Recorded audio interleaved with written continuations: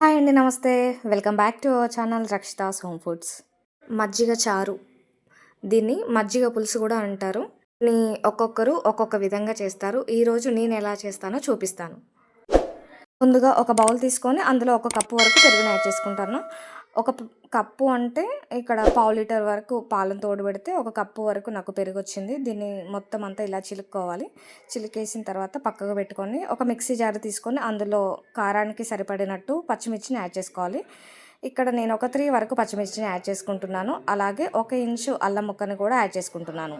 దీని అంతటిని fine paste లాగా మిక్సీ పట్టుకొని ఈ మజ్జిగలో యాడ్ చేసుకోవాలి.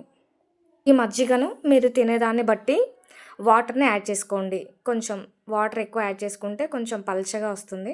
సో, మీరు చూసి యాడ్ చేసుకోండి.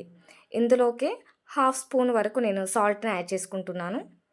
ఇక్కడ పెరుగనేది కొంచెం పుల్లగా ఉంటే సరిపోతుంది. లేదంటే తియ్యటి పెరుగు అంత టేస్టీగా ఉండదు ఈ మజ్జిగ పులుసుకి. అలా అని బాగా పుల్లటి పెరుగును కూడా వాడొద్దు. కొంచెం లైట్‌గా పుల్లగా ఉంటే సరిపోతుంది. దీనంతటిని కూడా ఇలా విస్కర్‌తో బాగా మిక్స్ చేసుకొని సాల్ట్‌ని చూసి అడ్జస్ట్ చేసుకొని వేసుకోవాలి. ఇక్కడ పోపు పెట్టుకోవడానికి నేను ఒక కడాయి తీసుకొని అందులో ఒక హాఫ్ స్పూన్ వరకు ఆయిల్‌ని యాడ్ చేసుకుంటున్నాను. ఇందులో ఆవాలు, జీలకర్ర, శనగపప్పుని అలాగే మినపగుండ్లని కావాలంటే మినపగుండ్లను కూడా యాడ్ చేసుకోవచ్చు. ఇందులోకి ఒక 2-3 వరకు ఎండుమిరపకాయలని యాడ్ చేసుకొని ఒకసారి బాగా మిక్స్ చేసుకోవాలి ఇలా. మీరు కావాలంటే ఇందులో వెల్లుల్లిపాయలని కూడా ఒక 2-3 వరకు క్రష్ చేసుకొని వేసుకోవచ్చు. అందులోనే ఒక రెబ్బ కరివేపాకును కూడా యాడ్ చేసుకుంటున్నాను. ఇందులోనే లాస్ట్‌లో కొంచెం ఇంగువని, కొంచెం పసుపుని కూడా యాడ్ చేసుకొని స్టవ్ ఆఫ్ చేసుకోవాలి. ఇదంతా ఒకసారి మిక్స్ చేసుకొని మనం మజ్జిగ చారులో యాడ్ చేసుకొని ఒకసారి మిక్స్ చేసుకోవాలి.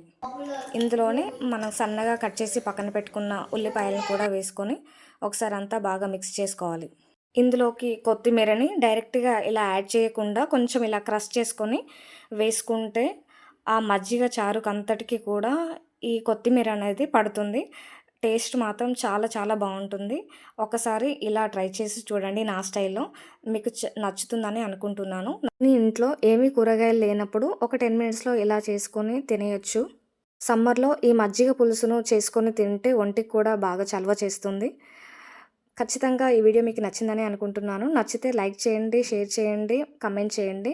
మన ఛానల్‌ని అయితే సబ్స్క్రైబ్ కూడా చేసుకోండి. Thanks for watching. బాయ్.